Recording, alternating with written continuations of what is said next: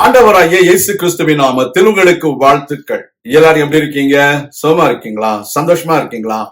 இந்த நாளிலும் ஆண்டவர் கொடுக்கிற ஆசீர்வாதமான வார்த்தை ரோமருக்கு எழுதின நிருபம் 9ஆம் அதிகாரம் 16ஆம் வசனம். Romans chapter 9 verse 16.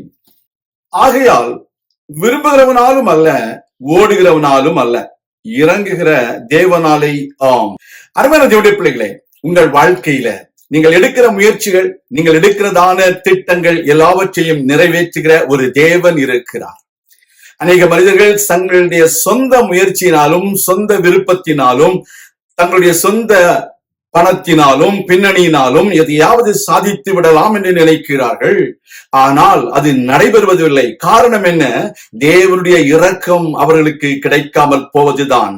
Today, dear child of God, I want to tell you there are many people, they are trying to achieve many goals by their own wish and their own efforts, but it is not successful. Why? It is because the Lord did not help them. The Lord did not have mercy upon them to help them to be successful in their life. That is why we always have to depend upon the Lord who has all power to help us to overcome every obstacles in our life. நம்முடைய வாழ்க்கையிலே வருகிறதான தடைகளை முறியடிக்கும்படிக்கு நமக்கு உதவி செய்கிற ஆண்டவர் எப்பொழுதும் நம்மோடு கூட இருக்க வேண்டும் என்று நாம் ஆண்டவரை சார்ந்திருக்க வேண்டும். கர்த்தருடைய பிள்ளைகளை, உங்கள் வாழ்க்கையில நீங்கள் ஆண்டவரை சார்ந்திருக்கிறீர்களா? நிச்சயம் வெற்றி உண்டு. In the life of David, you should know that his own son Absalom and his counselor Ahithophel, they were planning to destroy the life of David, to take the throne of David. But the Lord God was with David because David was a man who was after God's own heart, and God helped David to be victorious.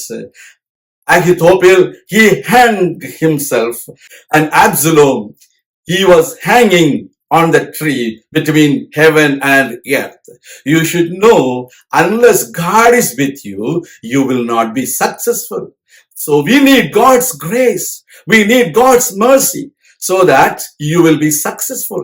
Many people in the world, they are trying to achieve many goals, and they are challenging others that they will win without the help of God. But I want to tell you, unless God is with you, you will not be successful. But when God is with you, no one can stand against you. உங்க வாழ்க்கையில தேவன் உங்களோடு கூட இருக்கும் பொழுது உங்களுக்கு எதிராக யாரும் நிற்க முடியாது. தேவன் உங்களுக்கு வெற்றி கொடுக்கிற தேவன். தேவன் உங்களை ஜெயிக்க வைக்கிற தேவன். Believe in him so that he will be merciful, he will be helpful, he will give you the victory.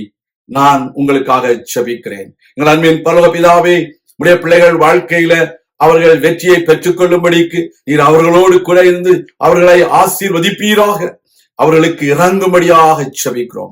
விரும்புகிறவனாலும் அல்ல, ஓடுகிறவனாலும் அல்ல, இறங்குகிற தேவனாலே ஆகும் என்ற வார்த்தையின்படி கர்த்தர் உடைய பிள்ளைகளை ஆசீர்வதித்து விரும்புகிற காரியத்தை அவர்களுக்கு கைக்கூடி வர பண்ணும்படியாக ஜெபிக்கிறோம். இயேசு கிறிஸ்துவின் நாமத்தில் ஜெபிக்கிறோம் எங்கள் நல்ல பிதாவே, ஆமேன். கர்த்தர் தாமே உங்களை ஆசீர்வதிப்பாராக. ஆமேன்.